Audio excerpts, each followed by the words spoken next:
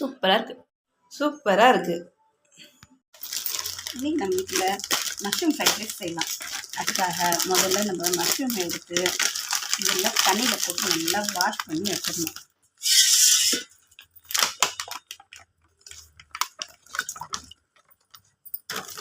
அது கொஞ்ச நேரம் அது மேலே இருக்கிற மண்ணெல்லாம் போட்டு நல்லா ஊற வச்சுட்டு அதுக்குள்ளே நம்ம அதுக்கு தேவையான வெங்காயத்தை முதல்ல கட் பண்ணி எடுத்துடலாம்.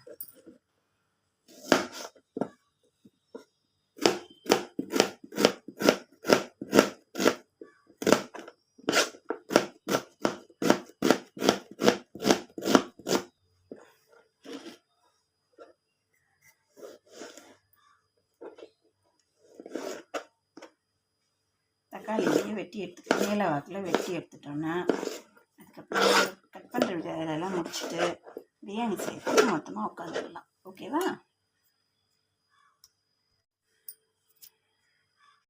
அதோட 2 பச்சை மிளகாவையும் நீல வாக்கில் கட் பண்ணி எடுத்துக்கணும்.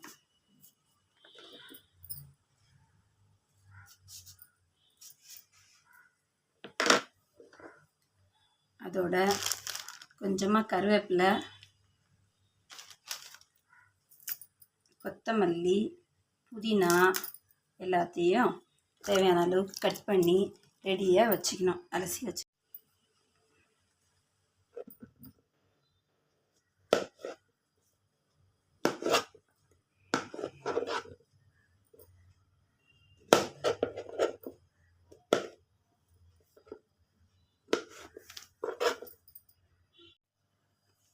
இப்போ மஷ்ரூமும் வெட்டியாச்சு, வெங்காயம் தக்காளி எல்லாமே வெட்டியாச்சு.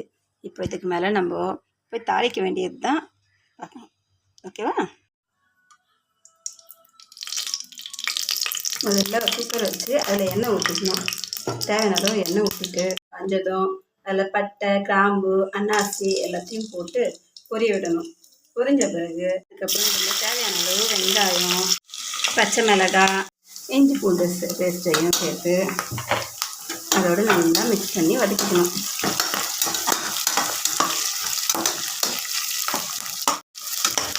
சேர்த்து நல்லா வதக்கணும். வெங்காயம், இஞ்சி பூண்டு பேஸ்ட்டு, பச்சை மிளகாயெல்லாம் நல்லா கண்ணாடி பதம் வர அளவுக்கு நல்லா வதக்கணும். இதுக்கு தேவையான தக்காளி, கருவேப்பிலை, கொத்தமல்லி, புதினா எல்லாத்தையும் போட்டு நல்லா எண்ணெயிலேயே வதக்கி எடுத்துக்கணும். இதுக்கப்புறம் இதுக்கு தேவையான காளான் போட்டு நல்லா வதக்கிக்கணும்.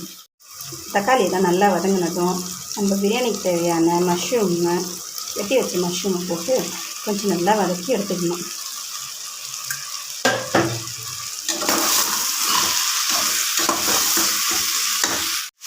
மஷ்ரூம் வதங்கினதும் அதுக்கு தேவையான அளவு மிளகாத்தூள் சேர்த்து நல்லா கிளறி விடணும்.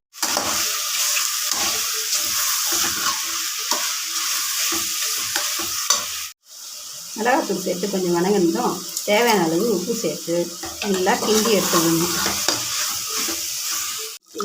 நல்லா அதோட கொதிக்க வச்சுக்கணும்.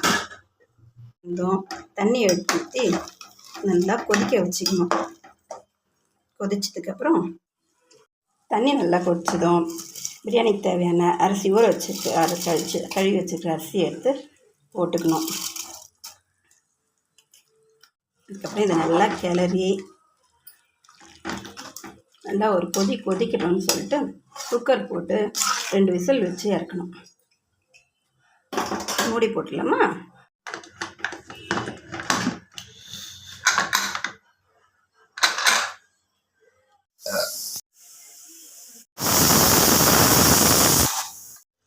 ஃப்ரெஷ்ஷாக இறங்கிடுச்சு. குக்கரை ஓப்பன் பண்ணி பார்க்கலாம். சூப்பரான டேஸ்டான மஷ்ரூம் பிரியாணி.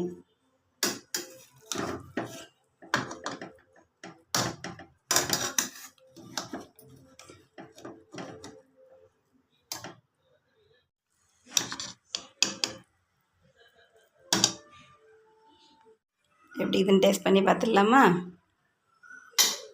மஷ்ரூம் பிரியாணியும் வெங்காய பச்சடி.